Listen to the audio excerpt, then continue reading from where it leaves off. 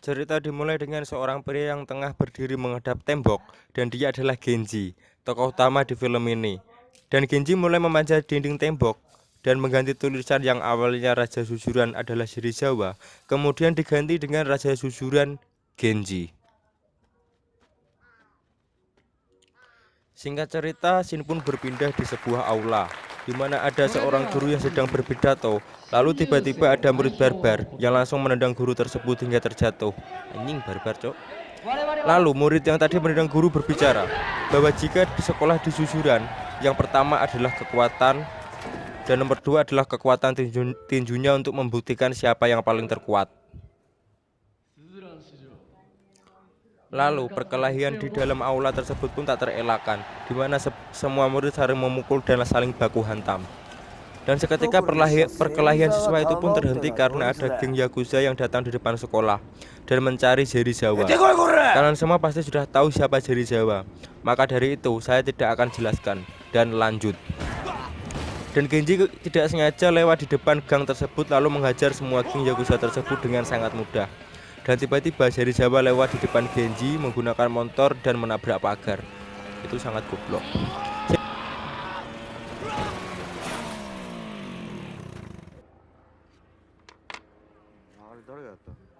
Shin pun berpindah di sebuah atap bangunan, di mana itu adalah basecampnya Serizawa. Dan tembok yang dicoret tadi adalah basecampnya Serizawa. Lalu, tiba-tiba Genji datang dan menendang papan permainan mereka hingga terjatuh.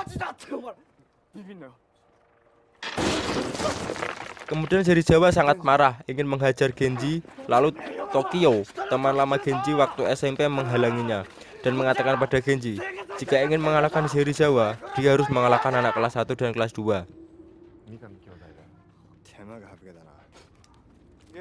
Dan ini adalah Mikami Brothers. Dia adalah geng di sebuah kelas yang juga akan menantang Serizawa. Dan itu bukan perkara yang sulit untuk Serizawa, di mana Serizawa mampu menghajar mereka berdua tanpa ada kesulitan sedikit pun. Singkat cerita, pagi pun tiba, di mana Genji datang ke sebuah kelas yang bertujuan akan mencari geng. Dan ini adalah Cuta, ketua geng di kelas tersebut. Lalu tanpa pikir panjang, Genji pun langsung mendatanginya lalu menghajar Cuta. Dan hanya hitungan detik, Cuta pun habis dihajar Genji dan terlempar ke jendela. Setelah berhasil mengalahkan Cuta, Genji lalu bilang, sekarang gue ketua di geng ini, Jing. Lu semua harus ikut gua. Lalu Cuta pun menjadi teman Genji. Oh iya, orang yang memakai baju putih ini adalah geng yang tadi. Dan sekarang menjadi teman Genji dan ia membantu Genji untuk menguasai Susuran. Oke, lanjut. Mereka bertiga pun membahas setiap ketua geng yang ada di Susuran. Dan mereka berencana untuk melumpuhkan mereka semua dengan cara mengalahkan ketua geng mereka. Dan ini adalah Bando, anak Susuran kelas 2 yang keluar dari Susuran dan memilih menjadi geng motor. Dan nanti Bando akan menjadi penolong Genji di akhir cerita. Dan Cuta bercerita di kelas 1 ada geng yang beranggotakan 3 orang. Sebut saja Acung, Joni, dan Gondrong. Mereka bertiga berhasil menguasai anak kelas 1. Lalu tiba-tiba Genji tanya, bagaimana dengan Rindaman? Lalu Cuta menjawab bahwa belum ada yang mengalahkan Rindaman karena Rindaman tak tertandingi dan dia tidak mempunyai geng karena dia sibuk ke warnet nonton anime sama main PB. Dan Cuta lalu menceritakan bahwa monster sesungguhnya adalah Serizawa. Dan ini adalah Mekashi, pria jantan yang kuat tapi hanya bertahan 2 menit. Kenapa hanya bertahan 2 menit? Nanti akan ada jawabannya. Dan tiba-tiba Genji menantang Mekashi untuk bertarung. Tapi Mekashi mengatakan bahwa jika Genji mengalahkan dirinya, anak buahnya pun tidak akan mengikuti Genji. Namun, ternyata mereka tidak bertarung dan Genji hanya memberi tiket kencan untuk Mekashi.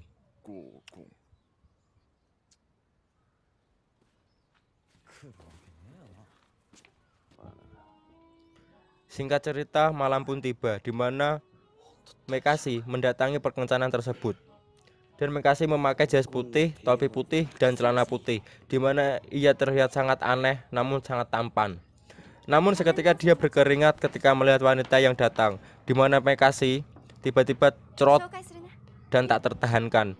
Dan ini adegan yang sangat konyol menurut saya.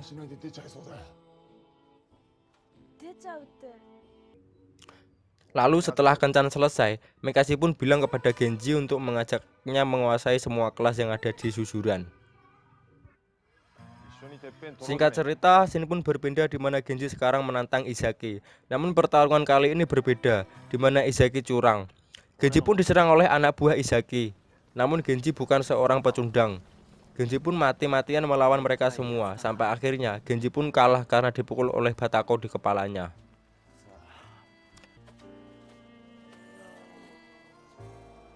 Lalu setelah itu, Izaki menggendong Genji ke basecamp milik Genji. Dan di sana terlihat ada Cuta dan Mekashi. Singkat cerita, scene pun berpindah di mana Genji sudah mendirikan geng yang bernama GPS, yaitu kepanjangan dari Genji Perfect Seiha. Entah apa itu arti Seiha, kita tidak ada yang tahu, mungkin hanya Tuhan yang tahu. Dan sementara itu, Serizawa melihat dari basecampnya yang berada di atap gedung dan berkata pada Tokyo bahwa kita sudah tidak bisa meremehkan mereka lagi. Namun Tokyo menjawab, dari dulu gue tidak ngeremehin dia anjing, lu aja yang ngeremehin bangset. Singkat cerita, Izaki pun mendapatkan karma. Entah apa masalahnya, anak buah Serizawa yang bernama Tokaji pun membawa banyak anak buah dan mengeroyok Izaki dengan sangat sadis.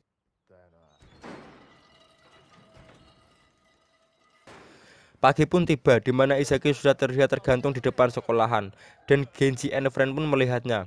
Dengan hati yang sangat marah dan murka, Genji ingin mengalahkan Serizawa saat ini juga. Namun Izaki menahan dengan tangannya dan mengatakan bahwa kita masih kalah jumlah bro. Scene pun berpindah di sebuah kafe memperlihatkan Genji dan Mekashi sedang menikmati sebatang rokok Surya 12 yang ia beli ketengan tadi sore dan minum es lemon tea yang sangat segar. Lalu tiba-tiba Serizawa datang dengan Tokyo dan Tokyo mengatakan bahwa pada Serizawa bahwa ini adalah kawasan musuh dan menyuruhnya untuk pergi. Tidak lama, Genji melihat mereka berdua dan langsung menghampiri dan menghajar Tokyo, namun ditahan oleh Serizawa. Oke, saya jelaskan sedikit kenapa dia menghajar Tokyo. Karena Tokyo adalah teman lama Genji waktu SMP, namun Tokyo itu gengnya Serizawa, di mana Serizawa adalah musuh Genji. Paham? Oke, lanjut. Lalu tiba-tiba Tokyo pingsan karena ternyata Tokyo mempunyai sebuah penyakit di kepalanya, dan akhirnya Tokyo berada di rumah sakit. Scene pun berpindah dan pagi pun tiba, di mana Genji tiba-tiba mengamuk dan menghajar semua orang, dan Mekashi pun sebagai teman berusaha untuk menahannya. Namun apa daya, Genji bertahun-tahun belajar silat di Banten pun tak dapat dicegah. Dia menghajar dengan brutal dan penuh amarah. Dan ternyata Genji melakukan ini semua karena Genji ingin mencari anggota geng yang lebih banyak. Namun itu malah dicegah oleh Mekashi, karena untuk mencari geng bukan begitu caranya, anjay mabar. Lalu tiba-tiba terdengar kabar bahwa Cuta sedang babak belur, dan ternyata Cuta ingin mengalahkan anak kelas 1. Namun saat dia bertarung, tiba-tiba Tokaji dan anak buahnya melihatnya dan menghajar Cuta. Lalu Genji mengamuk lagi dan akan menghajar Serizawa saat itu juga. Namun Mekashi mengatakan jika Genji melakukannya, Mekashi akan berhenti mengikutinya. Dan mendengar hal itu, Genji terdiam dan langsung nyemplung ke dalam kolam renang.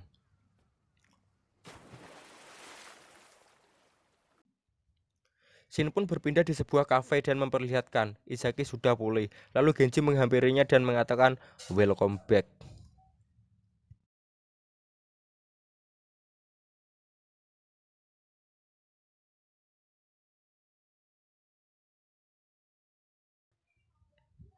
Singkat cerita, Shin pun berpindah lagi dan memperlihatkan seorang wanita, di mana wanita itu adalah pacar Genji yang akan diculik oleh segerombolan geng motor. Setelah diculik dan ditaruh di sebuah ruangan, wanita itu menelpon Genji. Namun wanita itu tidak tahu di mana ia berada.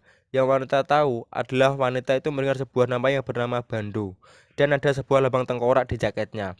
Dan di mana Bando tadi adalah siswa Suzuran yang keluar dan pindah menjadi geng motor.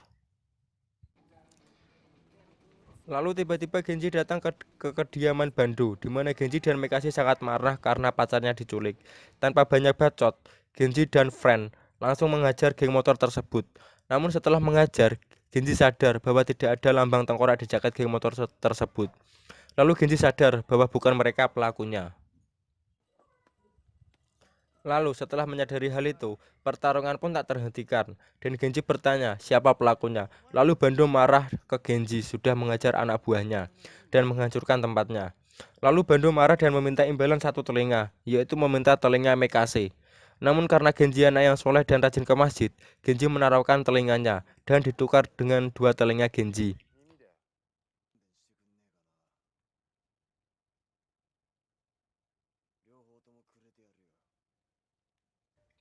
Saat Genji mengambil pisau, akan memotong telinganya, tiba-tiba Bando menahan dan mengatakan, "Woi anjing, gue gak suka sama telinga burik lu anjing."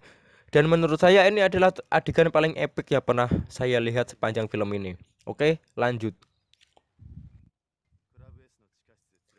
Dan setelah itu, Bando mengatakan bahwa anak buah Serizawa lah yang memfitnah mereka berdua. Tanpa lama-lama, Genji langsung mendatangi kediaman mereka. Dan di sana terlihat sudah ada Serizawa unfriend.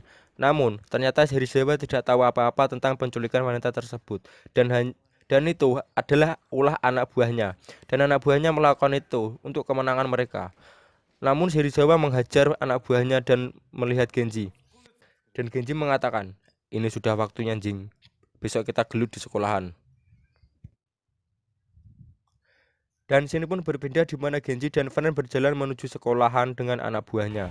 Di mana Genji berjumlah 70 orang dan Serizawa berjumlah 100 orang.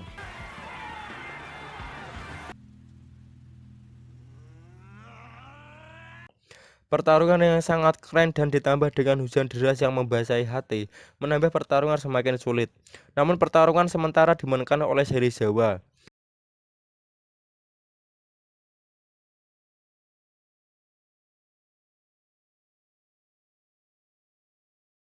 Dan ketika Genji hampir putus asa, Bando dan anak buahnya datang untuk membantu Genji.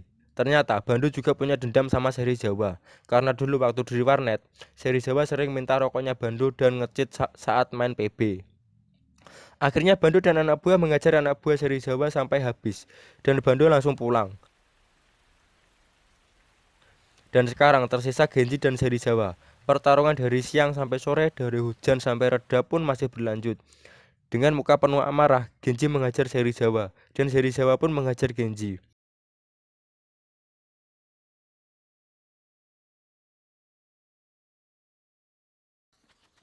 Namun, kalian sudah tahu endingnya karena Genji adalah aktor utama di film ini, maka pertarungan pun dimenangkan oleh Genji dan film pun selesai. Jadi, hikmah yang bisa kita ambil dari film ini adalah jika kalian punya pacar, kalian harus menjaganya. Oke, sekian dan terima kasih. Dan Crow Zero Part 2-nya akan saya buat ketika video ini sudah mencapai 1K view. Oke, makasih. Oh iya, jangan lupa subscribe ya.